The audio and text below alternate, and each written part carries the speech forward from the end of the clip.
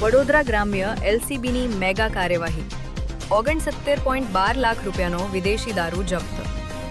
વડોદરા ગ્રામ્ય local crime branch એલસીબીએ operation પરાક્રમ અંતર્ગત મોટી કાર્યવાહી કરીને દિલ્હી મુંબઈ એક્સપ્રેસ વે પર ટાટા આઈશર ટ્રકમાંથી ભારતીય બનાવટનો વિદેશી દારૂનો જંગી જથ્થો ઝડપી પાડ્યો છે.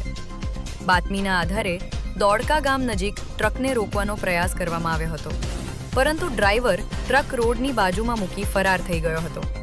તપાસ દરમિયાન ટ્રકમાંથી 1152 પેટીમાં કુલ 55,296 વિદેશી દારૂની ક્વાર્ટર બોટલો મળી આવી હતી, જેની કિંમત અંદાજે ₹69.12 લાખ છે.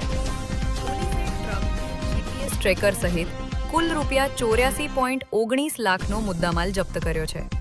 ફરાર ડ્રાઈવર તેમજ દારૂ સપ્લાય કરનાર અને મંગાવનાર આરોપીઓ સામે ભાદરવા પોલીસ સ્ટેશનમાં પ્રોહિબિશન હેઠળ ગુનો નોંધી વધુ તપાસ હાથ ધરવામાં આવી છે.